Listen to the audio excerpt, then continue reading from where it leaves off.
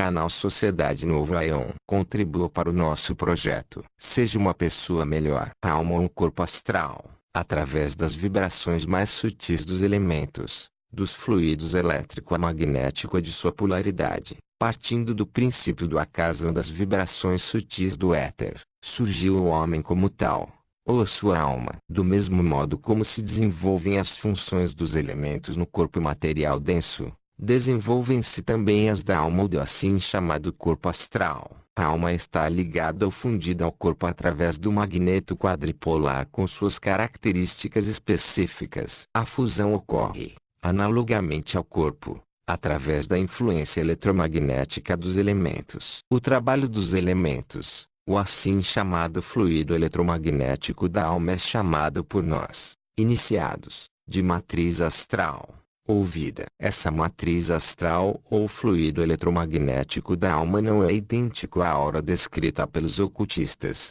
da qual pretendo ocupar-me mais adiante. A matriz astral ou fluido eletromagnético é o meio aglutinante entre o corpo e a alma. O princípio do fogo exerce na alma também o seu efeito construtor. O princípio da água exerce seu efeito vitalizante, o do ar o seu efeito equilibrador, gerador a preservador. O corpo astral possui exatamente as mesmas funções do corpo material denso. O homem foi dotado de 5 sentidos, correspondentes aos elementos.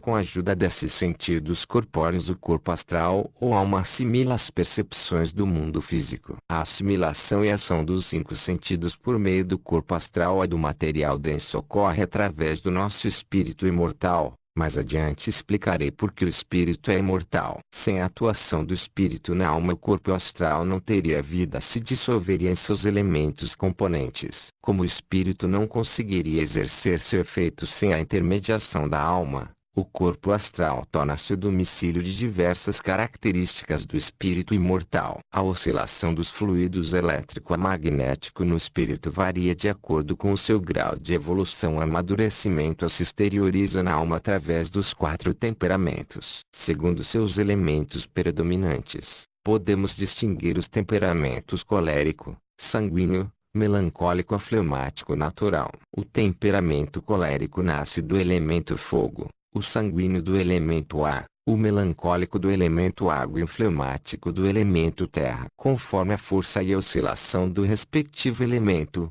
aparecem nas diversas características também a energia, a força e a expansão das alternâncias fluídicas correspondentes. Cada um desses 4 elementos que determinam o temperamento no homem possui em sua forma ativa característica boa, ou boas. Há na forma passiva as características opostas, ou ruins. Seria uma tarefa muito ampla descrever aqui com precisão os efeitos dos elementos, por isso é melhor que o futuro iniciado descubra por si só outros efeitos, através da meditação. No caminho à iniciação isso também tem um motivo especial. Eis alguns exemplos. O temperamento colérico possui, em sua polaridade ativa, as seguintes características boas: atividade, entusiasmo, estímulo, determinação, audácia, coragem, força criativa, zelo, etc. Na forma negativa são voracidade, ciúme,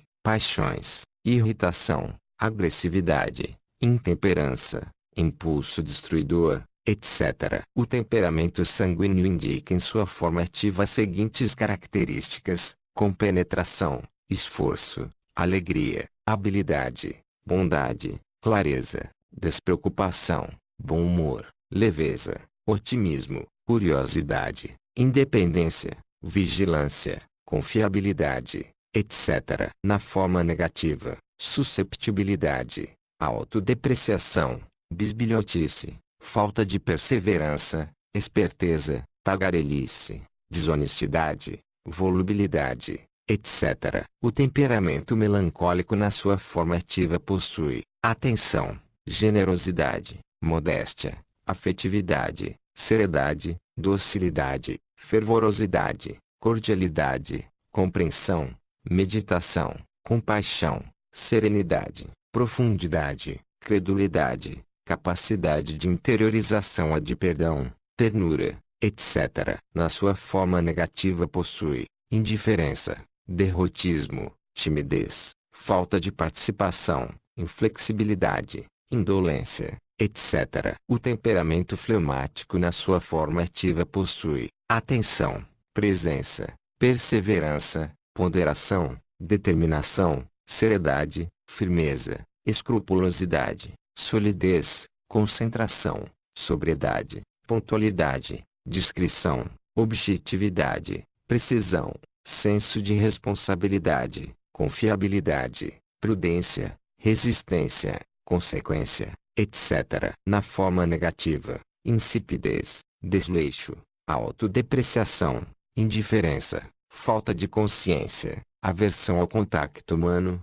lentidão, falta de agilidade, indolência, desconfiança, laconicidade, etc. As características dos temperamentos formam, de acordo com a característica predominante, a base do caráter da pessoa. A intensidade das características que sobressaem externamente dependem da polaridade, portanto dos fluidos elétrico-magnético. A influência global do efeito dos temperamentos produz uma irradiação que chamamos tecnicamente de aura, mas não podemos comparar a aura matriz astral pois há uma enorme diferença entre as duas. A matriz astral é a matéria aglutinante entre o corpo e a alma, enquanto que a aura é a irradiação do efeito dos elementos nas diversas características, justifica-se na sua forma ativa ou passiva. Essa irradiação provoca na alma toda uma certa vibração, que corresponde a uma determinada cor. Com base nessa cor o iniciado tem a possibilidade de reconhecer,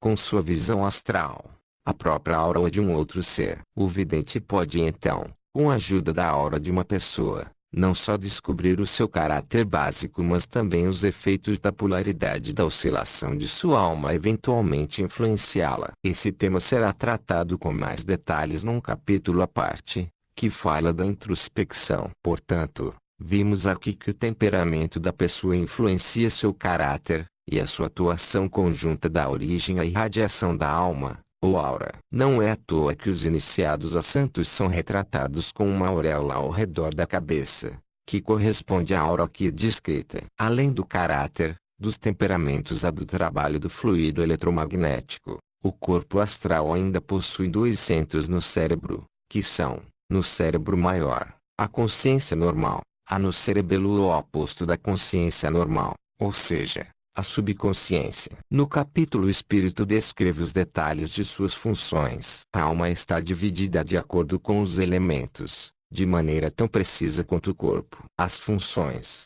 forças e características anímicas têm também sua morada na alma, elas formam determinados centros, analogamente a todos os elementos, a que a filosofia hindu chama de lotus conhecidos também por chakras. NT. Na doutrina hindu o despertar desses lotus é chamado de Kundalini Yoga. Não pretendo fazer aqui um relato detalhado sobre os lotus ou centros, pois qualquer pessoa poderá conhecê-los na literatura especializada. Ver, Gregorius, Magíshero e Kung de Chakras e Intercorperdis Minchen igual ao despertar mágico dos chakras no corpo astral do homem.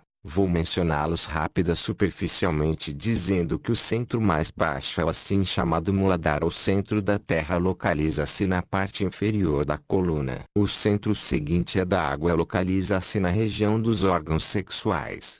Na terminologia hindu é chamado de Swadhisthana. O centro do fogo, como ponto central da alma, encontra-se na região do umbigo e é chamado de Manipura. O centro do ar, elemento equilibrador, encontra-se na região do coração e é chamado de Anahata. O centro do éter ou princípio do Akasa está na região do pescoço chama-se Visuddha. Um outro centro, da vontade, da razão do intelecto localiza-se entre as sobrancelhas e é chamado de Ajna. O centro mais elevado divino é o Lotus das Mil Folhas, chamado de Sasara, do qual nascem e são influenciadas todas as forças dos outros centros. Iniciando-se no centro superior, mais elevado, descendo ao longo das costas até o centro mais baixo, o da terra, como se fosse um canal, temos o assim chamado Susumna, ou nosso já conhecido princípio do Akasa, que faz a ligação entre todos os centros os regula. Falarei mais adiante do despertar da força espiral de cada um dos centros. Na descrição da alma precisamos descobrir a conexão dos elementos com a sua polaridade plus mais e minus, a tentar retratá-la com clareza. Podemos ver que tanto o corpo quanto a alma, com suas atuações, vivem e trabalham, mantêm-se ou destroem-se segundo as leis imutáveis do magneto quadripolar, portanto do mistério do tetragramaton. Se o aprendiz de iniciação meditar sobre isso com cuidado, terá uma visão clara da função do corpo e também da alma, e poderá imaginar corretamente as suas interações mútuas segundo as leis primordiais. Se você gostou, dê o seu like, faça sua inscrição em nosso canal e ative o sininho para receber as notificações. Namastê.